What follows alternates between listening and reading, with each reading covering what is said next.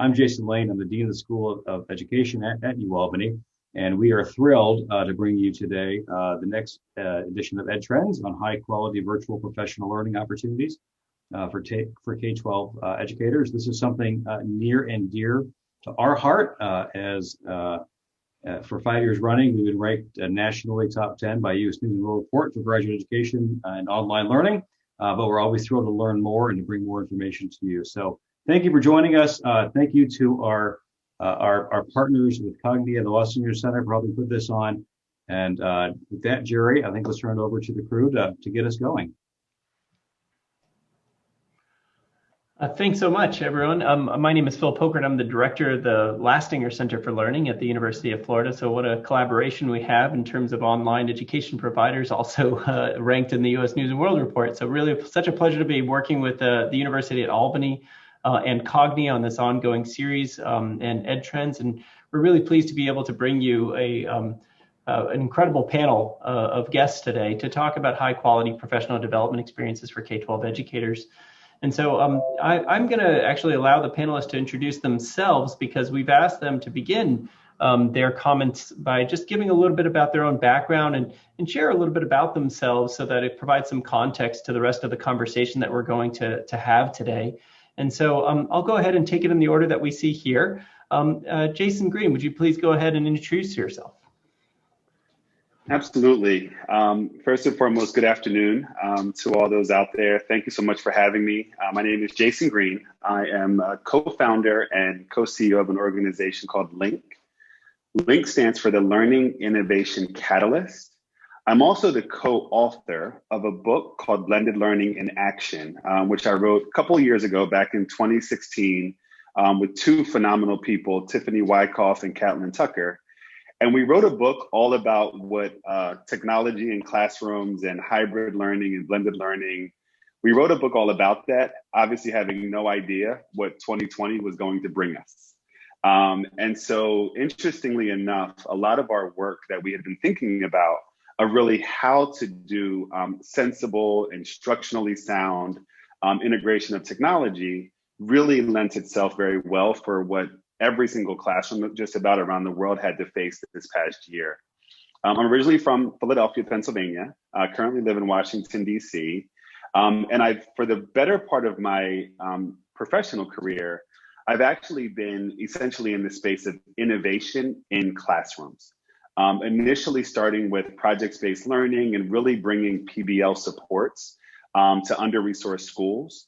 And then shifting my focus more toward teacher development.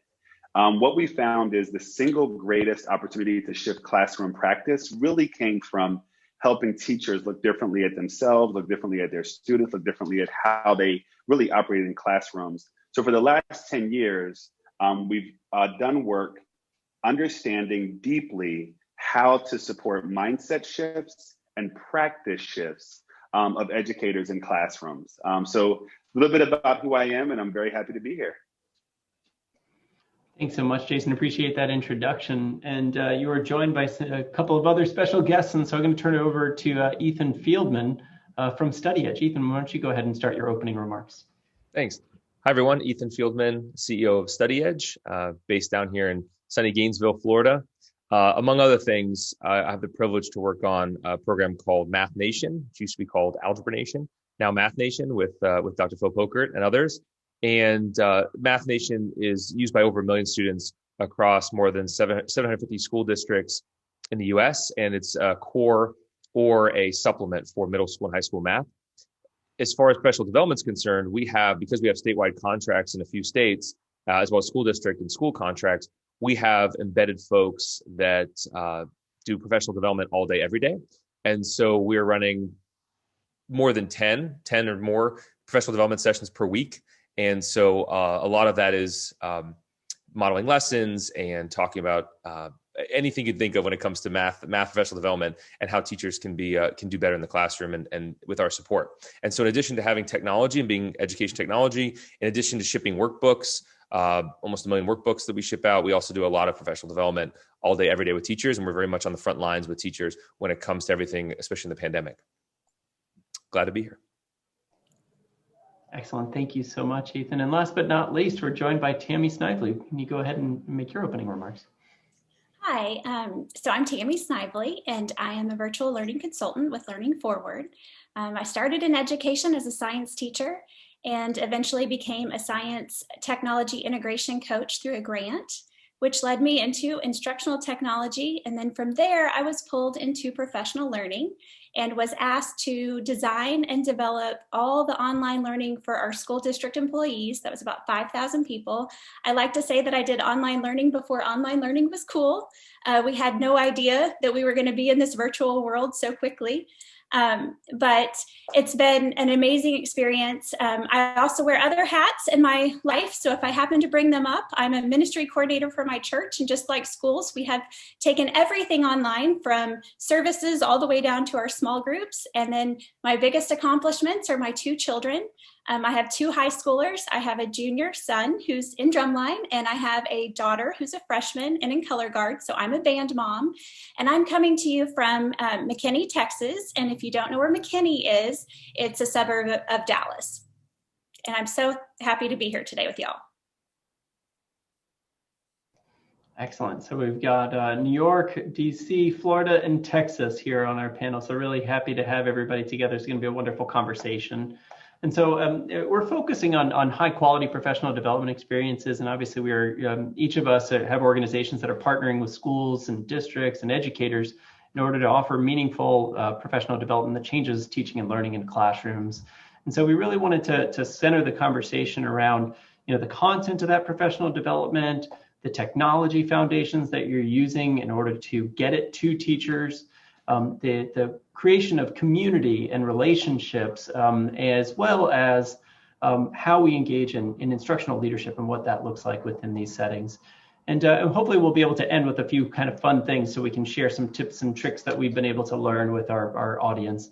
And so just to give you a sense of that overview of our conversation, I'm going to begin it back with Jason, and then I'm going to kind of rotate through the panelists so we can kind of let others start things off each time. I wanted to begin back with that content issue, Jason. Could you just tell us a little bit about what Link is doing in terms of utilizing professional development to promote high leverage, evidence-based instructional strategies among the teachers and educators you're working with? Yeah, definitely. I think this is a great place to center this conversation. So right now, Link is working with, at this point, over 30,000 educators around the world. And what we found over the course of this year, especially, is that there really hasn't been a shortage of professional development. We would say there's been a shortage, unfortunately, of high quality professional development that many teachers are yearning for. And that's no surprise to any educator anywhere. What we've seen is that a lot of kind of the traditional modes of PD that maybe didn't work so well in person, right? A lot of this didn't get, in some ways, just transferred over into virtual settings. And unfortunately, many teachers weren't getting the precise PD that they needed, and it for sure wasn't personalized in many cases to meet their specific needs. So part of what Link has done is really kind of take this idea of, we call it helping teachers be the agents of change, not the objects of change.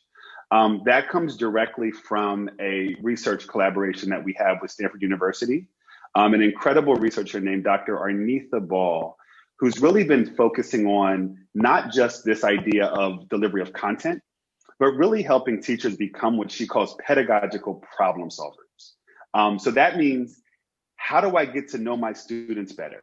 How do I create more space where I'm not the one in the front of the classroom? How do I create more space where my students are owning their learning?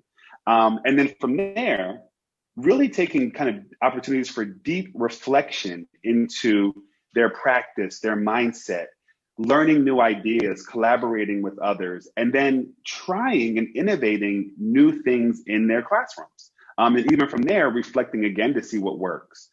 So the approach that Link has taken is very much rooted in this idea of generative practice, a generative mindset, and we leverage a technology that we actually built. It's called LinkSpring. It's a professional development and coaching platform that guides teachers through this action research process.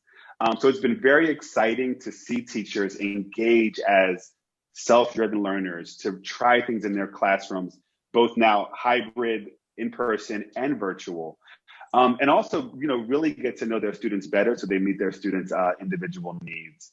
The final point that I'll make is it's had teachers become much more willing to take risks, which is something that we have to be willing to do, especially in a space where there's so much that we don't know, right? We had to learn how to do so many new things this year.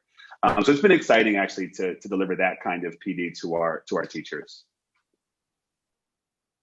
Thanks so much, Jason. Really I'm impressed by Arnitha's BALLS research for so many years. And I think this notion of action research to inform change is so important because it's not just, great change management, it's just how adults learn, right? And so I really appreciate that and how. Yeah. I want to turn it to you, Ethan. What have you been doing at Study Edge and with Math Nation in terms of offering professional development, make sure that we see high quality instruction going on in classrooms? Yeah, it's a good question. So there's a lot to this one, but I'll just cover 2 or 3 items. The first one is when we ask teachers what exactly they want for professional development right now, they focus on the fact that there's a crisis right now, and that's what they got to focus on. And maybe things will swing back later, but for now, it's more about direct instruction. It's more about how to manage their students online right now, and we're just in the here and now, right? Whereas a lot of times with PD, we think about how to grow the teachers and grow their practice and make everything better over the next several years.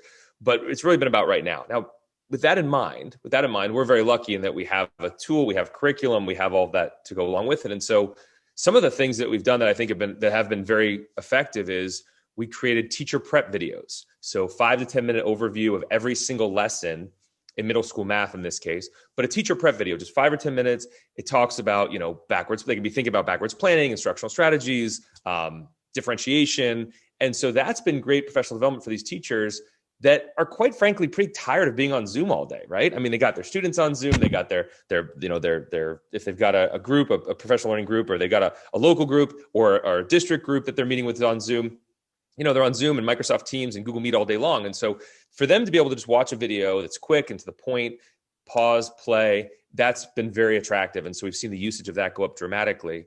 Also, we have this thing called the teacher wall, which is kind of like a Facebook wall when you think about it. It's a discussion forum, and teachers post their thoughts about the teacher prep videos, and they can do that asynchronously whenever they want. And then we have these guides, these experts that help them and communicate with them, and they can do that across the state. So you've got a teacher wall in Michigan, we have a teacher wall in South Carolina, we have a teacher wall in Florida and Mississippi, and so they can communicate with other teachers across the state. And so by connecting teachers across district and across schools, even better than before, that's been a lot more important for teachers, especially those who are at home right now, and they don't get to meet with their peers in person.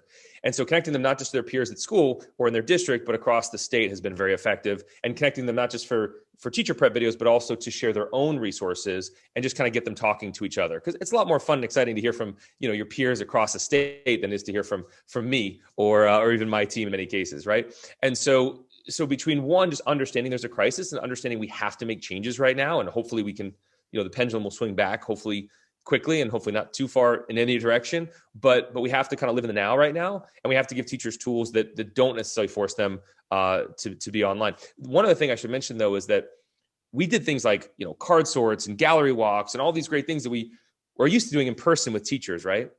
And you have to, cut things out and you have to do so. So what we did was we actually turned those into Desmos activities. For those familiar with Desmos, it's a free calculator online, and there's activity builders and all this great stuff in Desmos. But it's a free tool, and we actually moved a lot of stuff that we did in print or in person to being much more available and easy to use online for those teachers to use with their students. So we really just shifted, how we do it. From synchronous to asynchronous, we shifted the tools that we're giving them, and we actually did more for teachers that they could bring to their students. And that's why people have been very, very happy, and they've already asked us to book a lot more professional development for next year already because of it. Thanks so much, Ethan. So important to be responsive to the circumstances that we face, right? Rather than the circumstances we wish were there. And using, the challenges of the situation to be able to make a really successful an engaging opportunity for teachers to, engage in these teacher prep videos and other activities. So thank you so much for that. Tammy, I know you've done quite a bit of work around preparing folks to do professional development virtually, so I was hoping you'd be able to share a little bit about that, please. Yes, so that's my primary role, is preparing people to give professional development virtually. So I just like to model what looks like good virtual instruction so that it can be carried over into the classroom.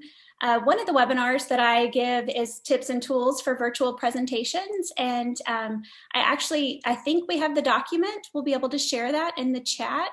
Hopefully that'll come through in just a minute. It's categorized into 3 categories. The first page is all about preparing your virtual materials. The second one is about preparing for virtual engagement. And the third is about preparing yourself to give a virtual presentation. So within those 3 categories, oh yay, the document's there, thank you. Just preparing your virtual materials. We're in a world that we're bombarded with material everywhere. We get stuff on our social media outlets, we get stuff in our email, we get in every presentation webinar we go to, there's links to this and links to that. So what I ask of people, I like to call it hyperdocking your handout. If you know HyperDocs, a lot of teachers have been moving their lesson plans to HyperDocs, which just means that everything they're using for that particular lesson is all collected into one document. So I ask that you do that for your documents when you're preparing for your virtual presentations. You want to have your slide deck, you want to have all your resources, you want to have notes, any videos that you're linking them out to, everything needs to be in this one-stop shop. So that's just one of the items that's on this particular document here, talks about HyperDocs, and that's under virtual materials. Under engagement, we just have to think about how to engage differently. You need to think about, just for one quick tip here, chunking your content into sections. So think 10 minutes. Every 10 minutes, you need to do something different. Somebody else needs to be speaking. Maybe use a tool to mix it up. You can even use handouts that you can show virtually so people can see. Like, for example, I'm going to do this right now. I'm talking about this particular handout, but it just gets you engaged with me again on the screen because we've got all these other things that are vying for our attention.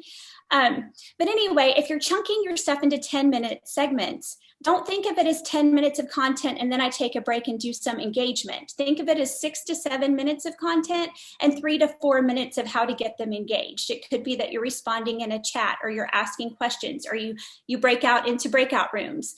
But giving so much information in like 1 hour and not stopping, everybody's zoned out. I'm going to give one tip on preparing yourself for virtual presentations. So right now, it's unnatural for me. I'm looking at the camera. I wasn't trained in a studio like our news reporters to look at my audience through a camera, but that's something we have to do now. I actually attended a workshop today. This is so cool. When I lean in and I look at y'all in the camera, you actually have a rise in dopamine, which is insane that can happen with us right now virtually. So you're getting that connection, that neurochemical is actually spiking when I am coming closer to you and when I'm looking you in the eye. These are the things we haven't been taught. And these are the things we have to do to get our students engagement in our virtual classrooms right now and let them know that we're building this relationship with them and that we care about them. Another webinar that I have to mention, this is a real quick approach to any meeting or any presentation that you're giving. This came from Adam Piendez, and it's called the pain, claim, gain approach. So if you use this is a sales technique. But if you come in and you say, okay, we're all in this together, we're all in this pandemic, this is our pain, right? Our pain is that we've had to take everything that we know and love and put it in a virtual environment, and we don't know how to do that.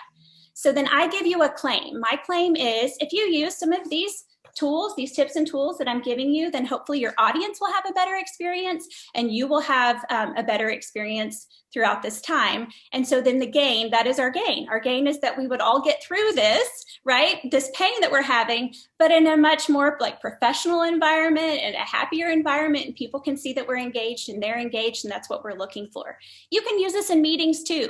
You can say, all right, I know we're so sick of having online meetings, but what we can do, if we can all agree to turn on our microphones, I'm so sorry, and turn on our, that's my dog. Children are walking home right now. But anyway, if you can turn on your microphones and turn on your videos, we will get through this faster. Who doesn't want to get through a meeting faster? Anyway, my whole point here is, and I'm going to grab my dog, is that we have already our content. We just have to deliver it differently. Excellent. I think we're all used to having fur babies and other babies join our meetings these days, and really appreciated your point, Tammy, about the importance of modeling, right? And I think it'll actually provide a nice segue because you provided so many great tips about how to use the virtual tools to engage folks, and practicing looking in the camera, which I'll try to do right now, and use a segue to the next question, which is really going to be about those technology tools. And so we wanted to give each of the panelists time to talk a little bit about the technologies that they are using or developing in order to engage educators in professional development. And so this time I wanted to begin with Ethan and turn it over to him just to hear about what Math Nation and StudyEdge are doing with these technology devices. Yeah, absolutely. So lots of things being built every day for this. So I mentioned teacher prep videos, 5 or 10 minutes for every lesson in middle school math. Another one we've done is family guide videos. So 5 minutes for families on every single lesson. And the reason why that's so important right now in the pandemic is because not only do we need families to engage more than ever before if we're going to bring these students up from COVID slide and such, but also because teachers are under so much pressure from parents, right, and families that they're like, what's my student doing tomorrow? What are they doing the next day? Because now they're seeing what their students are up to. And so parents are asking more and more questions about what their students are doing. And so, the helicopter parents can become very bothersome for the teachers, quite frankly. And so by having a video about every single lesson that the parents can go ahead and read about, they don't have to ask or watch, they don't have to communicate with the teacher quite as much. So that's been very helpful, and for the teachers, they appreciate that a lot. Another thing that we've done is we built something called the Edge Up game.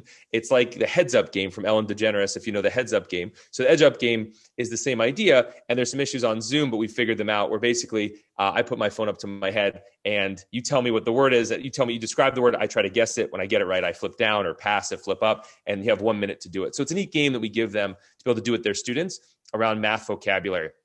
And it's customized by state standards. So it's not just random math terms, it's by state standards and by topic and such. Another thing to mention is one thing that we're building right now is we're lucky enough from the college side of what we do to do a lot of online tutoring tools. And so we have something called GoBoard, GoBoard. And GoBoard basically allows you to have like a one-on-one tutoring session like Zoom, but for tutoring with tools.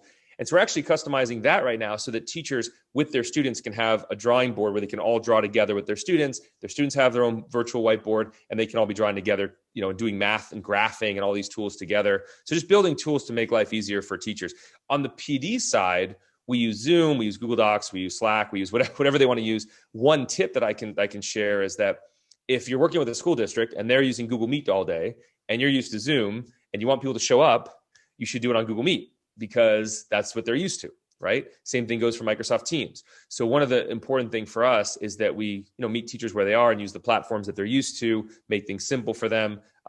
So I'll leave you with one more, which is just integration with LMSs, the learning management systems of the Canvases and the Schoologies of the world, making sure that everything's in there, right? The whole a robust teacher area with all the resources they could ever want. It should not be on a separate platform necessarily. It also needs to be in those learning management systems. So we've been doing a lot as far as getting everything built around the LMS. The amount of integration with LMS is just probably 10 times what it was a year ago. So that's just some of the many tech, lots of tech to be doing right now. That's for sure.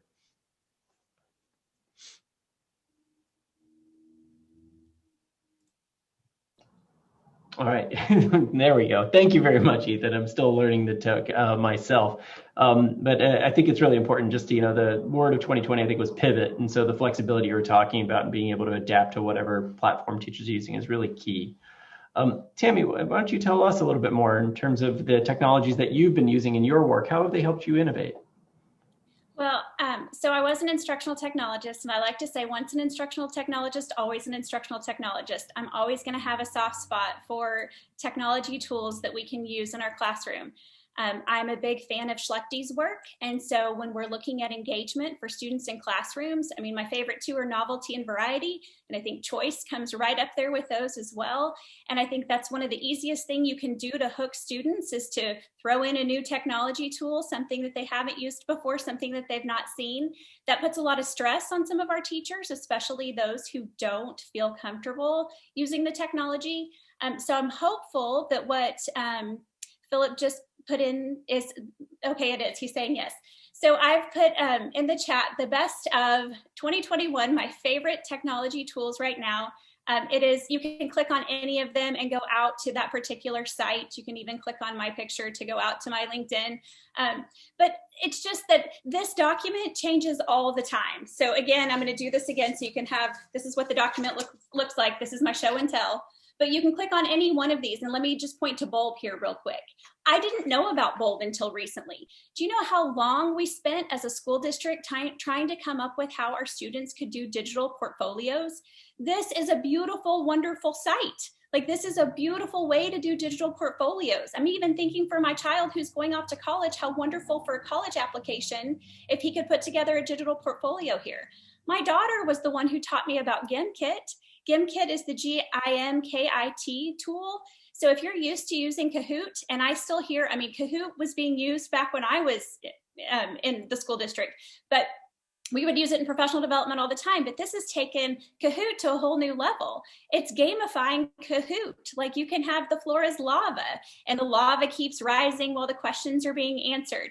They even have one that's inspired by Among Us. If you've got children or students that are hooked on that game, it's just really neat to stay up to date with some of these tools, again, for the people who feel comfortable using them. I don't ever want to stress out people and our teachers who are already stressed out. I'm with Ethan. If they are used to, if a particular district is used to using a particular tool, then I can help you become even more comfortable, let's say with Zoom chats. There's really cool things you can do within Zooms.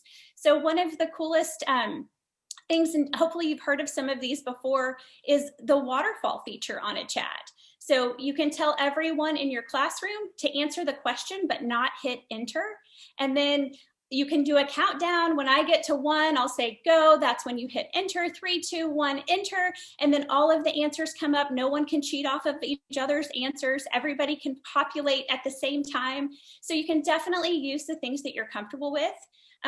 But if you do have some people who are out there and really do want to mix things up and have some novelty and variety in the classroom, I hope you will enjoy some of the ones that I've shared today. Appreciate you sharing so many different technologies, Tammy, and thank you so much for the links to be able to share with everyone. Jason, why don't you round out this question? Tell us a little bit about how you've developed your platform to facilitate professional development. So one of the things that we've found, and this is in all the research everywhere, is the teachers, when they talk about the PD that they really enjoy, it's almost always they talk about collaboration with other teachers, and they talk about coaching. And so part of what we've tried to do in our platform is give times for collaboration and opportunity for coaching. It's been interesting, and I'm going to take Ethan said something that I think was really important, and that is, so often now districts are leveraging learning management systems to do so many things, and we're big believers that having that kind of central cohesive space is absolutely critical. And we've seen a lot of school systems try to use learning management systems for PD. And more than often than not, the level of engagement and quality in delivering PD through LMSs hasn't necessarily been there. And that's at no fault of anybody. LMSs actually weren't designed for PD. So part of what we've done is we've actually created in our system, our LinkSpring platform, is a coaching system that integrates with learning management systems in such a way where teachers can actually get just-in-time coaching support, time for collaboration, chances to actually work in their PLCs. And it's been really incredible to be able to support a version of PD that is extremely teacher-centric. The last thing I'll share on this one is we've, in some ways, created, everybody now knows about the Peloton and how, Peloton is like the gym for COVID, right? We're all, many of us are watching videos or on our bikes or things like that. So what we're doing in some ways is creating kind of almost the Peloton for PD. And what I mean by that is everybody's not ready for asynchronous learning. Asynchronous learning takes a lot of a mindset shift to actually sit down and drive your own PD. Many teachers, they don't leverage asynchronous because they're just not used to that level of engagement. However, if you deliver a workshop that then is followed by asynchronous learning, you have a different experience. So part of what we've created with Link is kind of this, we call it the Link experience, where you can come and watch live workshops and participate in workshops with specialists or with coaches. Then you also have asynchronous content available when you're ready to drive your own path and go at your own pace. And then when you do need that just-in-time coaching support, it's also there and available for you. The coaching that we have figured out is that in many cases, teachers don't need an hour of somebody's time to sit next to them to work through stuff. They often need 3 minutes. Just help me get unstuck, right? But I need that 3 minutes when I'm stuck. So if I have to wait 4 weeks to talk to a coach, I might be stuck for a whole month. And then when you come and talk to me, I may have given up on that practice. So what we found is the ability to meet teachers when they need your support is absolutely critical. So what we've also designed in our system is this just-in-time coaching support that allows school level coaches, district coaches, our coaches to actually be ready to support teachers when they need the help.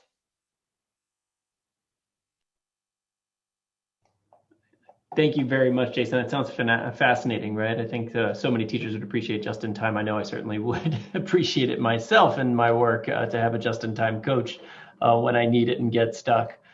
So I'm going to go ahead and hit enter here. I want to invite anybody who's here with us to go ahead and populate any questions or comments that they may have for the panelists right here into the chat. I'll take any questions that you have and pose them to the panelists after this next round of responses. Or they may go ahead and just speak directly to them in the chat if they're not the ones actively speaking. But please go ahead and start thinking about what you might like to put there as we move into the next question, which is really around the development and maintenance of relationships, right? And so maintaining eye contact once again. We wanted to think about, within this virtual learning environment, how have we been able to be successful in developing and maintaining relationships, which we know are really core to the professional learning or really any learning experience. And so, Tammy, I wanted to just turn it over to you first to just hear from you how you've been able to maintain and develop relationships. Well, I agree with what you said. I mean, it's all about the relationships, whether it's in person or virtual. It's the most important thing we can do. You can come in with all the knowledge in the world, but if you don't make the connections and don't gain the trust of your audience, then they're not going to learn from you. They don't trust you, they're not going to learn from you. That's part of the reason why today I gave you so much personal information about myself.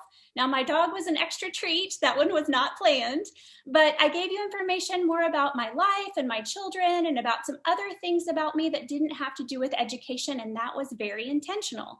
I wanted to start building connections with you so that you can hopefully get some trust and walk away with the knowledge that I'm trying to share today. One of the ways that we can do this, and this is my favorite, newest trick, if you will, but it's called the soft opening. When you start any time in a virtual meeting, you have that 6 to 7 minutes of where people are still logging on, or people are trying to, like I was today, quiet my puppies. But you've got this time. So what do you do to be productive with this time?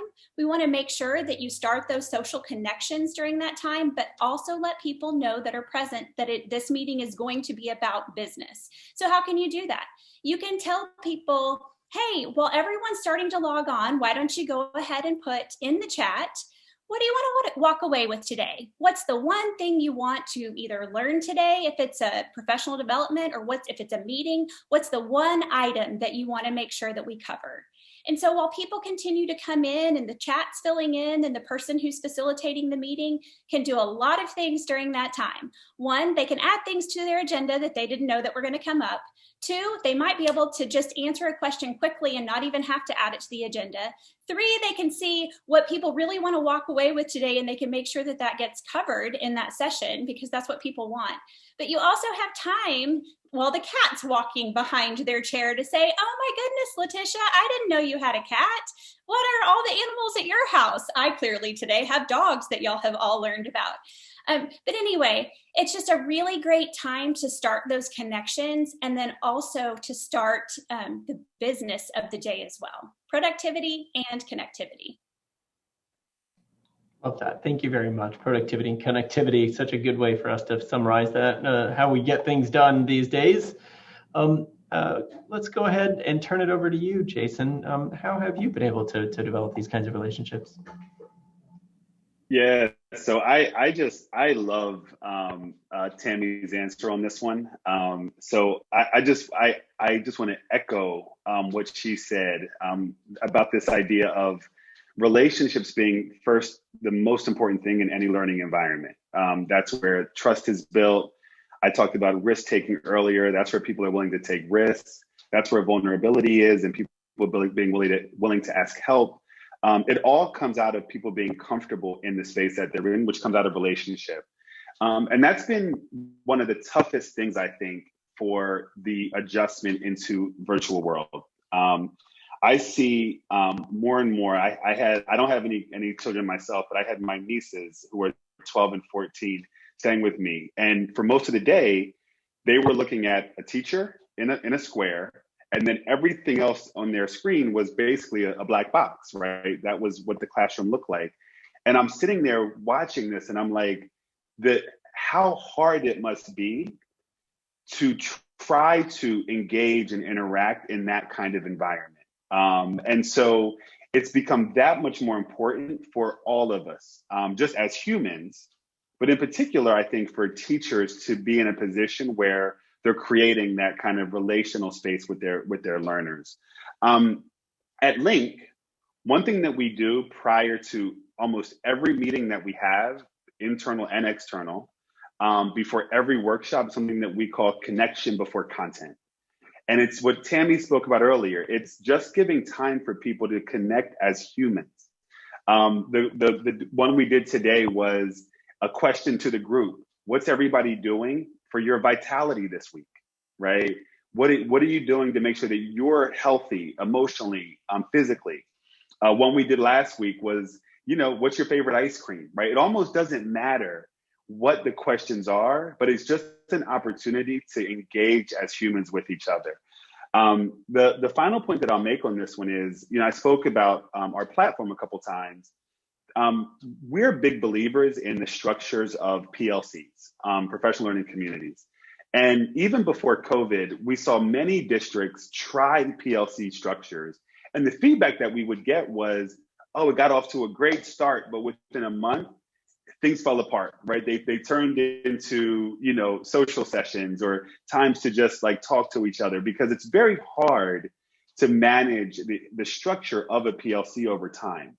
So the other thing that we did, and this goes back to the relationship, is really thought about how we can support PLCs actually being able to stay structured enough that teachers can do things together that are important for their professional skills and for their students. Like, for example, if I'm a teacher and I'm in a school learning blended learning, how can I be in a group of teachers? Maybe we're learning station rotation together, or maybe we're learning flipped classroom together, or playlist model together.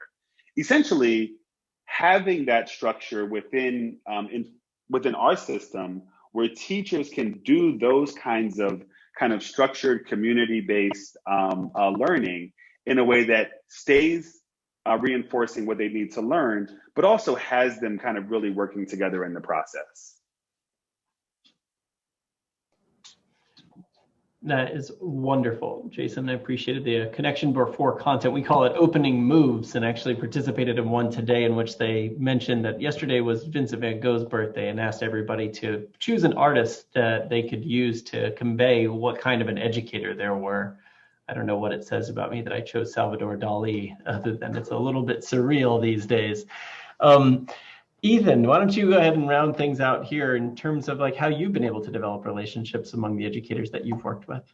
Yeah, lots of great tips there from them. So I won't add too much more, but I'll give you two quick items. Which is the first one is, we're lucky that we have this thing called the teacher wall I mentioned earlier that was utilized before the pandemic, where teachers can post ideas, thoughts, resources, et cetera, for other teachers across the state. And they're done by state because the state standards are different in math across states. And so that certainly matters.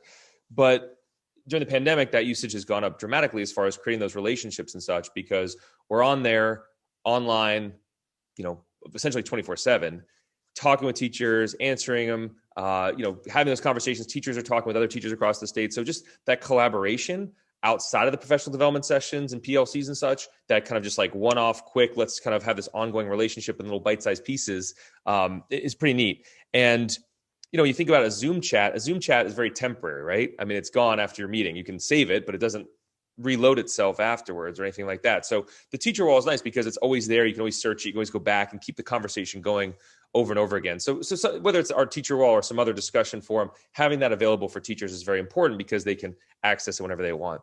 The second thing I would mention is kind of a specific tip, but what we do is before we go in for a PD, whether it's virtual or in person, we've already started back on some in-person PDs already. We've been requested for a bunch of in-person already in certain places where there's lots of vaccinations and such. So a collaboration using Google Sheets, especially, or Google Docs for collaboration before the PD, during the PD, and afterwards, so that teachers can kind of, we're talking about like unpacking units or something like that in the PD, just having those responses open to other teachers. So not having a form where, no one can see each other's responses, but actually having teachers already see what other teachers have said about certain questions before they actually go and are involved with the PD session has been very effective. And then again, during the PD session, having that as well. Then they've got that Google Doc or Google Sheet afterwards that they can continue with on their own, and they can, continue to add to it. So just kind of that ongoing relationship before, during, and after the PD, we find that to be important. And the second part is helping to increase collaboration among the teachers themselves, helps build the relationship us with them as well. Excellent. And thank you very much. And I connect that to what Tammy was saying earlier, just in terms of like centralizing these things, because if we can save folks time, we're more likely to get them to adopt these kinds of behaviors. And that's exactly what we'd like to do in terms of improving the quality of instruction and modeling what we'd like to see. So I haven't seen any questions come up in the chat just yet. And so I'm going to go ahead and turn to the additional question that we had talked about in regards to coaching and mentoring, just to extend that out. It's a very particular kind of a relationship, right? But we've always thought about the role of instructional leadership. We know that next to the quality of instruction itself, it's probably the most important thing that happens in terms of affecting the quality of instruction that students receive. And so we're just thinking about that, given the circumstances in which we found ourselves over the last year plus, like how have we been able to continue coaching and mentoring in virtual environment? And what are your thoughts around what instructional leadership looks like in virtual settings now that we've done that? So I'm going to start with you, Jason, if you could take that away for us. Yeah, I mean, I obviously love this question. I feel like I've, every one of my responses has in some form or fashion dealt with what coaching is and what it can be. I'm a huge believer in coaching. And you asked about, what does instructional leadership look like in a virtual environment? I think first and foremost, it looks like leaders modeling being a learner.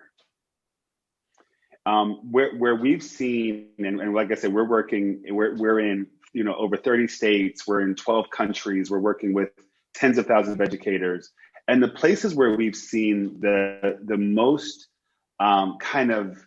adaptability and the most willingness for teachers to engage in new ways was actually where leaders modeled that first, where leaders were willing to lean into their own discomfort, where leaders were willing to say oftentimes, I don't know how this is going to work out when I try this, from months ago, these breakouts in Zoom, right? When that was like, people started to realize, oh, there is more that I can do.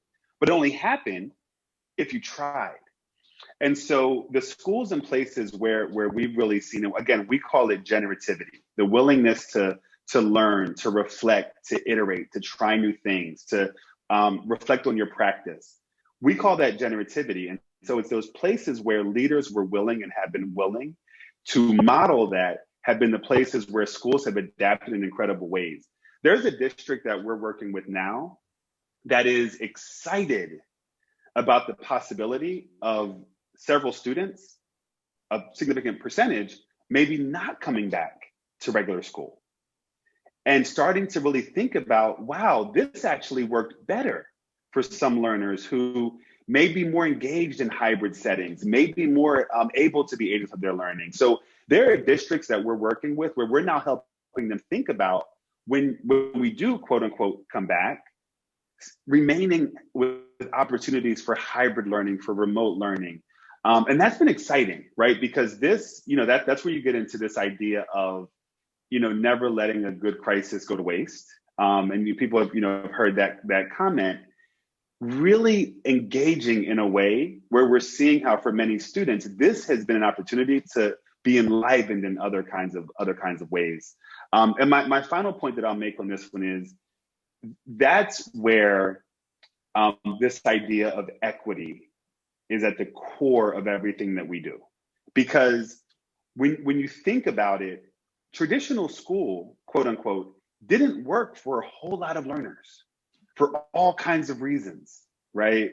And you can add in gender reasons, cultural reasons, language reasons, ethnicity and race reasons. Add whatever reason you want to that. What we used to do didn't work for a whole lot of students. So this is now an opportunity for us to take a step back and say, how can we do whatever we do next, make sure it works, right? For many more students, hopefully every student. And that's the real work that we're in. And that's where I know I went a little bit of a detour, but that's where I think this opportunity for leaders with coaches and coaching, leaning into this vulnerability, taking risks, trying new things, can really do some powerful things for how we now are transforming what schooling looks like.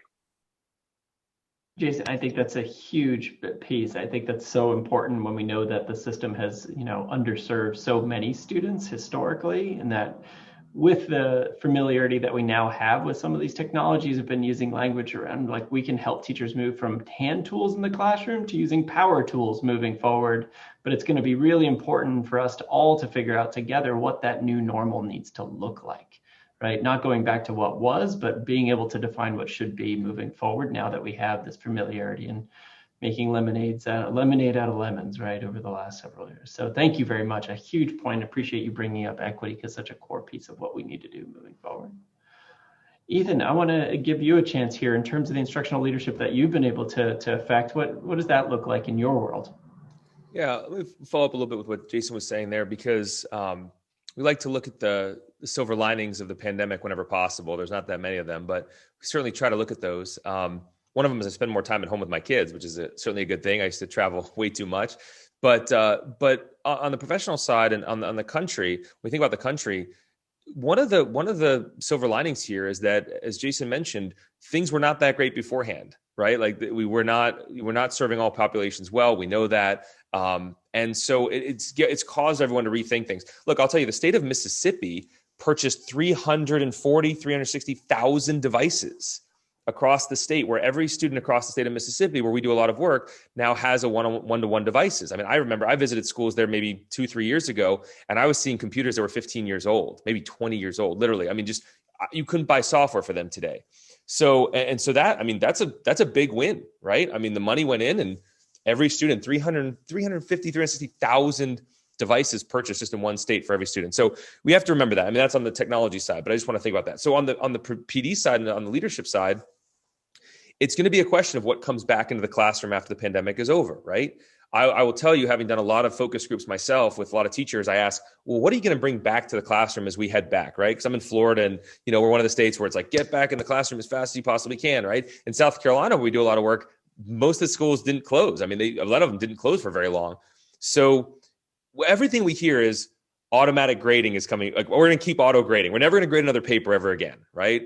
And that's good. Okay, that's nice that we've all discovered online grading now and automated grading. That's wonderful. But as far as like the actual leadership and being, thinking more about your students, more intentionality as far as the district, the school, the math coach, the program that you're doing, just working together, community, collaboration, all these pieces that had to be learned during the pandemic, we really hope that will come back into the classroom. We talk about culture responsive teaching, culture responsive curriculum in general, these types of things that people have taken a new look at. I know we've taken another look at it. We've done even more than we ever did before. We have to engage students. We knew that before. We did an okay job of it. Now with it going online, we've learned that it has to be even better, because being online is, you got to get more engaging somehow. So I just think that in general, people are rethinking their positions, rethinking their role in life with their students and with their colleagues. And so I really hope that a lot of that comes back to the classroom. I don't know if it's going to be completely honest with you. I mean, I hope it does. But on the other hand, a lot of people are just like, I just want to get back to how things were, and that's not a good thing. Like, that's not good. We need to go back and be better. And so I just think we're at a real crossroads in this country. It's going to be fascinating to see whether some of these lessons will actually continue, that this momentum will continue, right? One of the innovations, one of the small things we've learned about is just done more train the trainers, right? We've been forced to get, and I know Tammy spoke about this and Jason, we've talked about this, but the fact is that we don't want to be everywhere. We don't want to do all the professional development. We want to enable others to take care of it, right? And so one of the things we do is we appoint a leader in every breakout room in Zoom. So we're doing Zoom, we appoint a leader, and that leader is typically one leader from our team and one leader that's a teacher in that district or that school, and we have them lead as much as possible, right? In the same way that you want to be a guide on the side, not a stage on the stage. In the same way that's in the classroom, you also want to have that in PD, of course, right? And so letting them run their own breakout rooms, and eventually we don't send our staff. We just let one of the teacher leaders be the one in charge of that breakout room, and they come back and it works great. And so I hope that people will take that back to their offline world. I hope that they will do breakout groups, right, in their PLCs and such. And I hope that they'll appoint leaders better and they'll do more of that, because a lot of times teachers show up to a PLC and they're like, I'm just going to sit here and be part of this. I know that Jason spoke about this and Tammy, they're just, you got to be the change agent, right? Not the object. And so I think that was very well said. But anyway, I just think that a lot of these things that we learned in technology and Zoom and breakout rooms, there is a corollary in the real world. Like this can also occur in the offline world.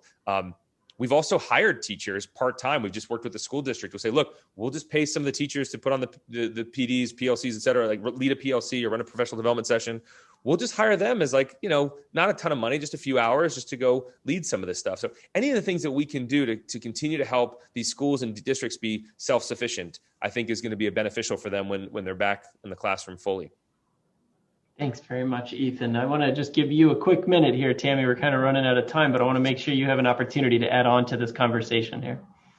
Oh, I don't need long. Jason and Ethan have really covered this particular topic. I am thrilled with what we have seen happen with getting computers, like Ethan talked about in Mississippi. We still have some school districts around here who hadn't gone one-to-one yet, and all the students didn't have computers yet. And if that is a silver lining out of this whole pandemic, it's wonderful. And it's wonderful how we have all of the technology happening so that all students can have access to Wi-Fi. Like, all of that is so beautiful. One of the things I just want to caution about is that I don't want us to have our technology kids, the kids that are learning virtual, to become our second-class citizens.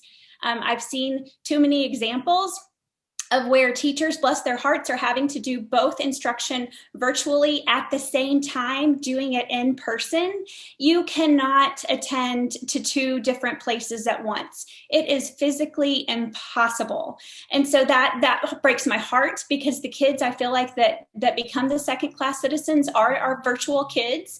And that's not fair either. Just like Jason talked about, this is a time we can really gather together and use our strengths to help those students do their best and shine. And if this is the place that we need them to shine, then let's give them first-rate, first-class, wonderful education. We got this. Like, we can do this. So anyway. Wonderful, Tammy. I'm going to employ one of the strategies that you had for our rapid fire questions. So I did ask you guys to prepare like a blog or a listserv or some kind of a feed that you all keep track of. And so what I'm going to ask the panelists to do is just to put it into the chat, but don't hit enter just yet. And then we can all do the waterfall method. So if you take a second, just type in something that you pay attention to, so we can kind of leave our guests here with at least one more thing that they can go to read and check out after the panel. And of course, we're going to be sending them a follow-up email as participants in this webinar, in this edTrends session, along with the resources that you had. So go ahead and put them in there so you can kind of go ahead and see some of the things that our panelists are paying attention to, keeps them up to date on professional learning as well as ed tech. And I will speak on behalf of everybody. I just want to appreciate the passion that you all exude about your work. Really appreciate everything that you're doing on behalf of kids and teachers everywhere. And thanks also to our partners at Cognia and at the University at Albany for hosting this edTrends series. And so I'll say, take care, everybody. We really appreciate you being here with us. Thanks, everyone. Best of luck. Thank you. Thank you all. This was wonderful.